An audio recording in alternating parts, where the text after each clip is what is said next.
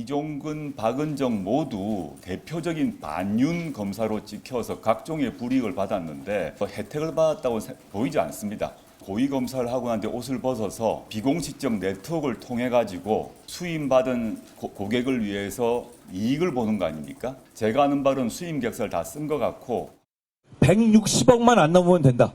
한 건에 22억 땡기는 정도는 괜찮다. 평생을 검사로 살아본 저도 그런 숫자로 변호사비 땡긴다는 얘기는 듣도 보도 못했습니다. 160억 아래니 괜찮다? 22억쯤 괜찮다? 수임 계약서 안 썼으니 괜찮다? 무슨 말입니까 도대체?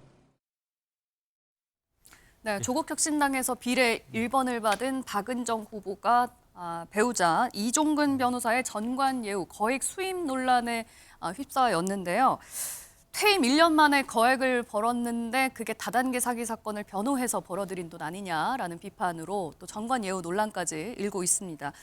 송 대변인님께서는 이제 변호사이시니까 이 22억 원의 수임료를 단건의 사건으로 받았다. 이게 어느 정도의 규모인 건지 좀 말씀을 해주시자면. 일단 저는 단일 사건에서 22억의 착수금은 듣도 보도 못했습니다. 성공보수도 아니고. 이거는 변호사들에게 물어보면은 거의 다 전관예우라고 얘기할 것 같아요. 왜냐하면 전관예우라고 하는 거는요, 실제로 어떤 그 관계가 작동을 해서 사건이 비정상적으로 처리되는 것까지 완성이 돼야지 전관예우인 게 아니고, 의뢰인이 그런 고위 전관 출신의 자기 변호인이 될 사람에게 비정상적인 사건 처리를 기대하고 이례적으로 높은 보수를 제공을 하면은 그게 전관예우인 겁니다. 예. 지금 조국 대표의 설명은 대단히 부적절하고 본인이 과거에 했던 발언과도 맞지 않아요. 작년 6월에는 뭐라고 말씀하셨냐면은 네. 그 전관예우라고 하는 건 뭐 계약서 안 쓰고 하는 그런 거 말고 계약서 다 써도 고액으로 지급하는 것도 그런 전관예우에 포함된다는 얘기를 작년에 한 적이 있고, 예. 전관비리라는 단어까지 썼어요. 그리고 더 거슬러 올라가면요, 2014년에 그 안대희 전 대법관이 국무총리 지명이 됐다가 6일 만에 자진 사퇴한 적이 있습니다. 예. 그때 5개월간 수임료 16억 원이 문제가 돼서 사퇴를 했거든요. 이때 조국 대표가 한 말이 있습니다. 뭐라고 했냐면,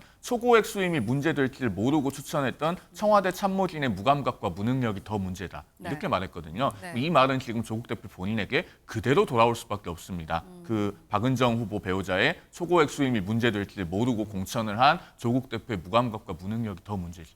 박은정 후보는 오히려 이게 전관예우였다면 160억 원 정도는 받았어야 한다라고 말해서 또 논란이 더 커지고 맞습니다. 있거든요.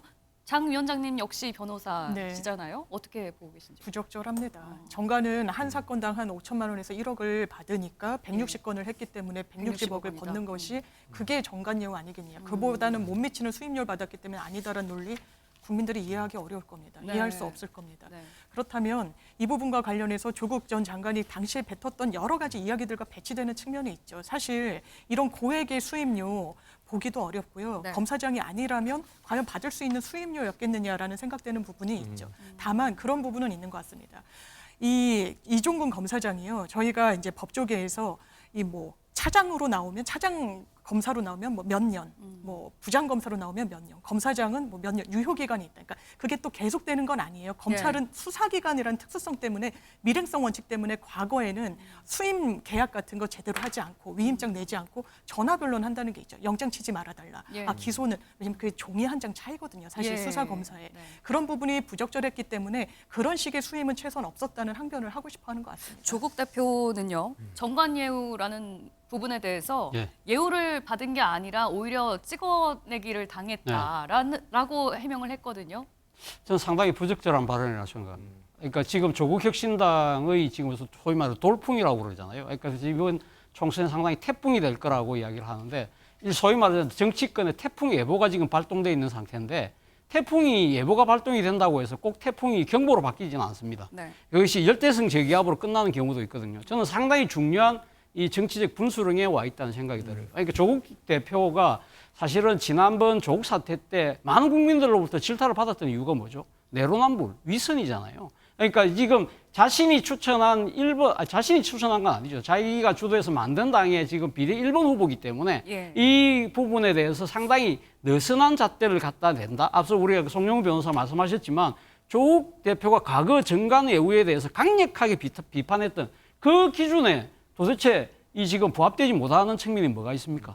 당연히 그렇다고 한다면 조국 전 대표 입장에서는 조국 대표 입장에서는 이 사실이 밝혀졌을 때 이런 일이 있었군요. 우리가 지금 검찰 개혁을 지금 외치는 우리 입장에서는 이거 단호히 척결하겠습니다. 우리 정말 안타깝지만 1번 후보, 박원정 후보의 용단을 촉구합니다. 이런 식으로 대응을 했어야 되는 것이죠. 이것이 아니라 지금 말씀하신 것처럼 지금 정관예우가 아니라고 하지만 사실은 딴 게 아니잖아요. 지금 이종근 변호사, 지금 박원정 후보자의 배우자인 이종근 변호사가 소위 말하는 그러니까 검찰에서 주특기가 다단계 수사라는 거 아닙니까? 다단계 수사할 때 자기가 아주 별렁었던 창을 그 지금 갖고 변호사가 되면서 바로 바꿔서 방패로 지금 동원하는 그러한 모습 자체가 사실 어떻게 보면 일종의 뭐랄까요. 자신이 공직에서 익혔던 스킬을 갖고 그걸 갖고 돈벌이 하는 형태. 그것도 엄청 거액의 돈인데 이 돈이 또 누구 돈입니까?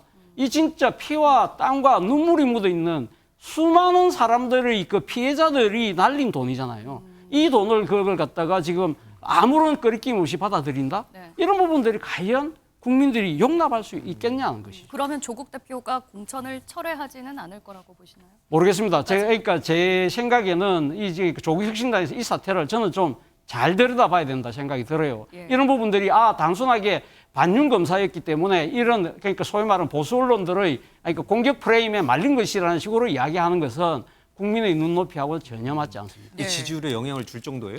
저는 일부 그렇다고 봐요. 그러니까 저는 지금 조국 혁신당이 천정을 찍었다고 봐요. 지금 지지율이 그러니까 이제 거의 지금 수렴할 수 있는 건 다 수렴했다고 보는데 지금 박은정 그 후보 같은 경우에는 전 굉장히 부적절한 대응이 이런 거잖아요. 국민들이 지금 왜 밥을 태웠느냐고 묻는데 그럼 밥하지 말란 말입니까? 라고 답변하는 거잖아요. 논점 무리기에 저는 이게 물타기예요. 그랬으면 더 벌었을 거다. 그래서 네. 어떡하라고요? 국민들은 어떡하라고요? 그러니까 저는 이분이 만일 당선돼 보십시오. 어디 가겠습니까? 아마 법사위가 1순위일 겁니다. 그럼 법사위 가가지고 본인이 서슬퍼런 법사위면 남편이 더 혜택 받지 말라는 법이 있습니까?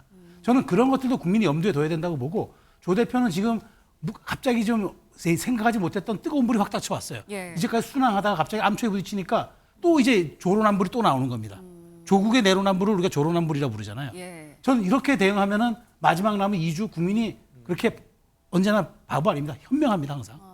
그러면 이제- 만약에 예. 최성 의원님께서 보시기에는 조국 대표가 이 박은정 후보의 공천을 취소하는 것이 앞으로의 이제 조국 혁신당에 더 도움이 된다고 보시는지 아니면 비례대표 1번이라는 공천 철회의 의미가 갖는 점에서 오히려 조국 혁신당이 더 타격을 받을 거라고 보시는지. 자 그럼 앞으로 여기에 이런 사태를 계속 끌어안고 나간다 생각해 보십시오. 예. 조국 대표가 메신저인데 네. 메신저의 말에 메시지에 힘이 실릴까요?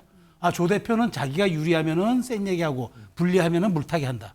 저는 그 지적에서 자유로울 수 없다고 봅니다. 그럼 국민들이 판단하시겠죠. 예. 알겠습니다. 근데 이제 이 밖에도 뭐 공영훈 후보라든지 또 뭐 양문석 후보라든지 여러 이제 좀 논란이 되는 분들 얘기들 좀 계속 나오고.